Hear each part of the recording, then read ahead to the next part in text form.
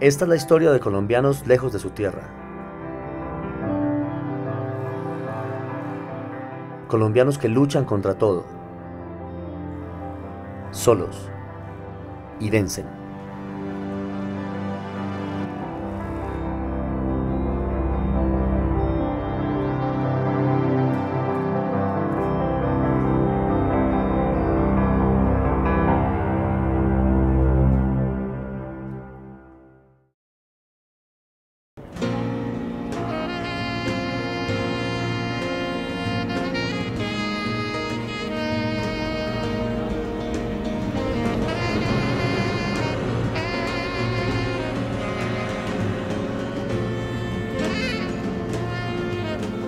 Para presentar a mi próximo invitado aquí en Siete Vidas, pues voy a preferir saludarlo, porque son diferentes las aristas y las líneas profesionales e intelectuales sobre las cuales él se desenvuelve. Hemos escogido una de las calles más representativas de Londres para desarrollar nuestro diálogo. Estamos en medio de la Universidad de Londres, así que vamos a saludar a Óscar Guardiola. ¿Qué hubo, Óscar? Yamid, ¿Qué tal? muy bien. Muchas gracias por aceptar la invitación. Además es perfecto, esta es una típica tarde londinense, Sí. algo gris, un poco fría, pero estamos de hecho en el cruce de caminos más interesante en Londres. Detrás está el edificio que nosotros solemos llamar el Ministerio del Miedo. George Orwell trabajó acá escribió una parte de 1984, y además este es el único edificio que Adolfo Hitler ordenó no bombardear, porque este iba a ser el cuartel general del Tercer Reich.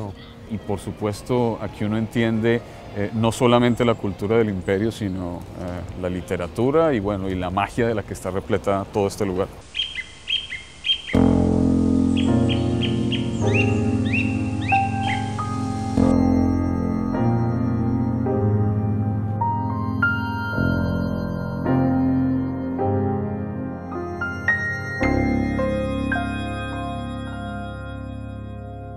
No sé cómo presentarlo, porque sé de su camino por el arte, sé de su camino por la escritura, sé de su camino por la filosofía, sé de su camino por la literatura, también el desempeño como columnista y tantas otras cosas, como docente, por ejemplo. Si usted tuviera que escoger un rótulo de presentación, ¿cuál sería? Escogería dos. El primero, profesor. Me gusta pensar que lo que hago en últimas es comunicarme con las nuevas generaciones y tratar de abrirles, si ello es posible, en la medida en que yo sea posible, las puertas del pensamiento, que son también las puertas de la fantasía. Y el segundo, escritor. De hecho, suelo presentarme más como escritor que como cualquier otra cosa.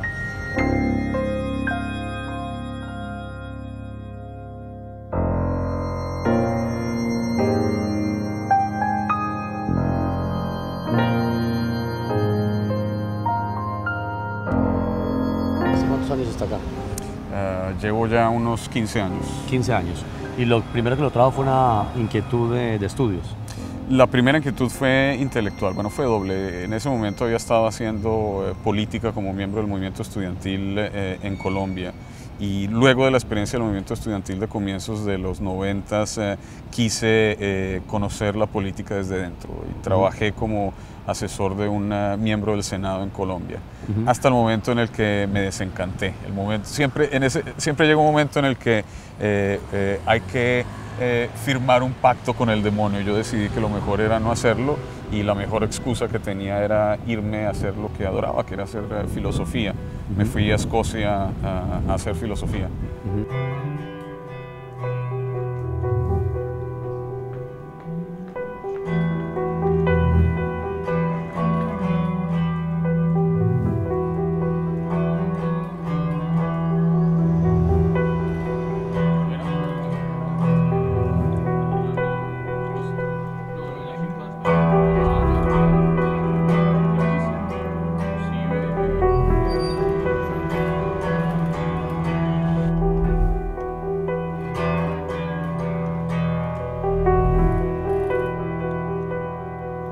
Cuando la gente sale de su país, ¿qué sale buscando?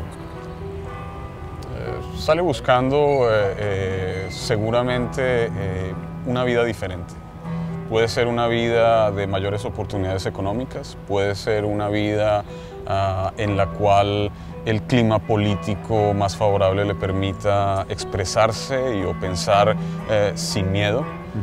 O puede ser simplemente buscar una sensación novedosa, algo que hacía falta.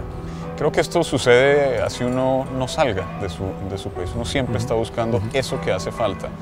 Así que diría que la gente sale tratando de establecer qué es lo que le hace falta. Y como no hay nada que vaya a llenar ese vacío, y esto es lo hermoso del viaje, continúa.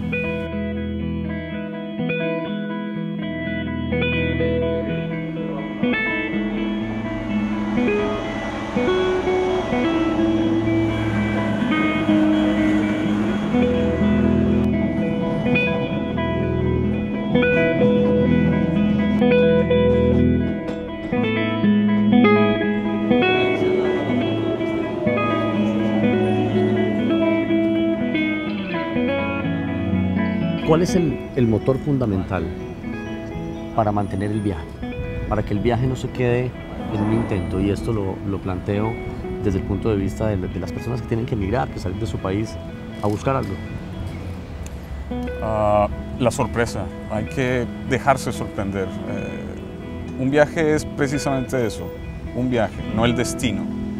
Si uno cree que hay que viajar para lograr algo, si uno intenta calcular el destino al cual va a arribar, es muy posible que el viaje sea muy poco placentero, es muy posible que el viaje no llegue en últimas a buen puerto. Y ese elemento de sorpresa, ese elemento de apertura y de expansión del horizonte de lo conocido es lo que hace que los viajes valgan la pena.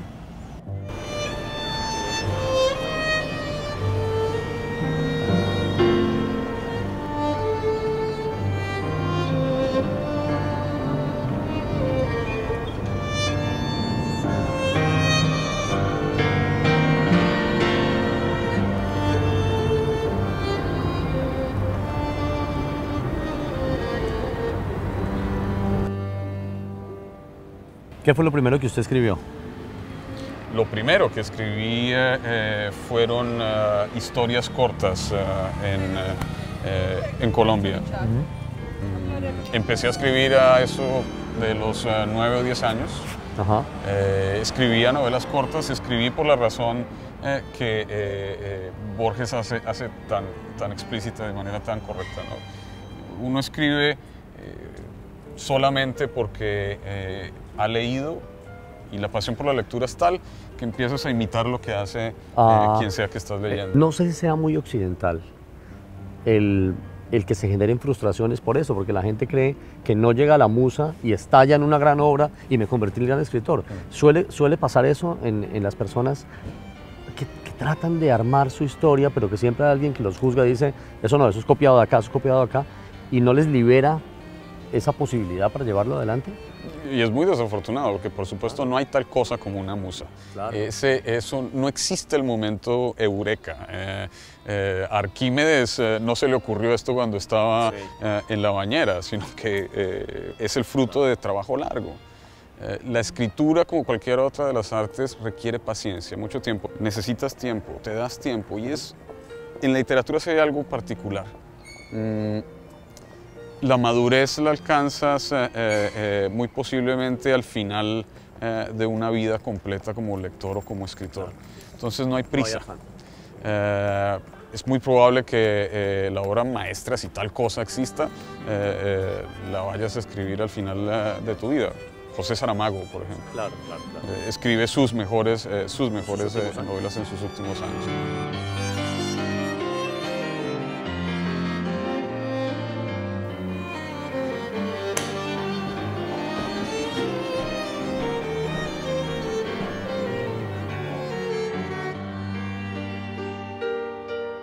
¿Cuántos libros en su haber?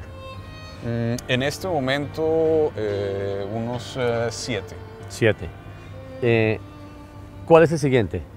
El siguiente se llama Story of a Death Foretold, historia de una muerte anunciada, y por supuesto allí hay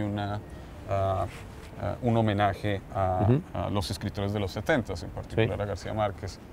Sé que ha colaborado además en otro tipo de obras literarias y por supuesto conocemos su relevancia y su presencia en columnas, pero siento que sí hay una posición mucho más fuerte y determinante hacia la literatura, hacia los libros, que hacia el ser columnista. Sin duda. De hecho, alguna vez cometí el error de prometerle a un muy buen amigo que es columnista en Semana, que yo nunca iba a escribir columnas y que me iba a dedicar solamente a escribir libros. Sí. Pero debo confesar que la experiencia de escribir una columna cuyo límite son 2.800 caracteres me ha permitido descubrir algo que yo no sabía que estaba allí. Y es que a veces el constreñirse a un espacio muy cerrado hace que puedas construir un mundo enorme o expresar una emoción muy fuerte con muy pocas palabras.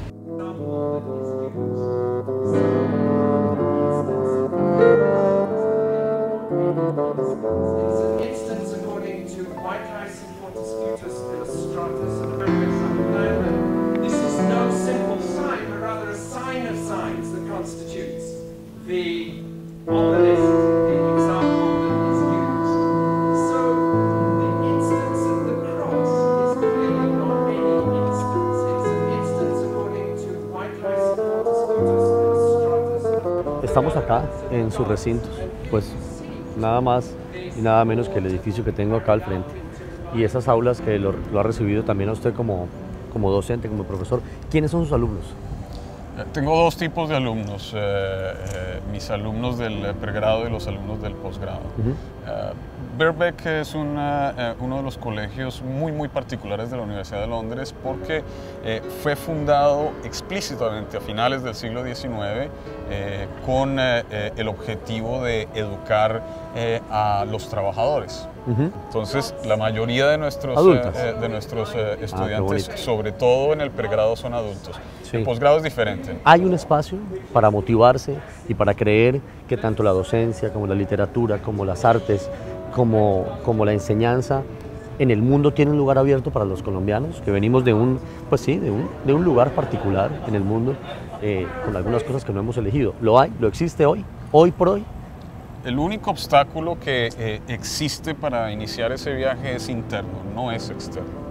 El único obstáculo que existe es el miedo. Si uno hace a un lado ese pequeño momento de terror de la misma manera que uno decide saltar a una piscina, si eso se hace posible, el espacio se encuentra, porque el espacio está allí, el espacio lo crea uno y es exactamente la misma posibilidad la que cabe para cualquier persona que salga de Colombia y busque su propio camino.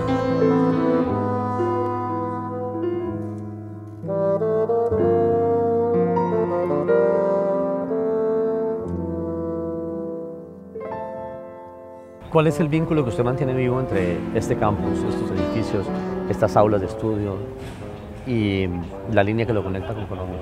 Borges decía que ser colombiano es un acto de fe. No solamente es un acto de fe, a mí se me ha convertido en un acto de descubrimiento científico. La nación solamente existe cuando uno está lejos.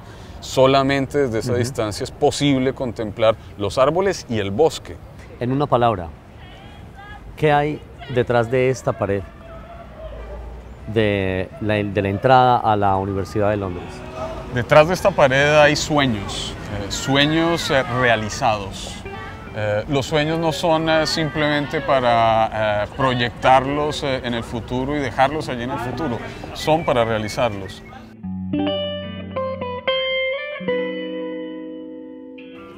¿Qué si Latinoamérica gobernase el mundo?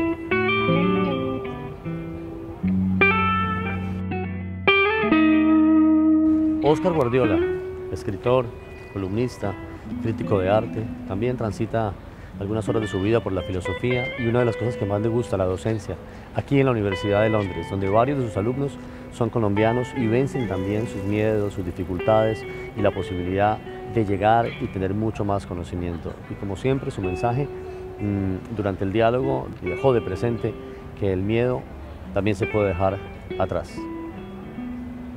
Espere muy pronto una nueva historia en 7 vidas.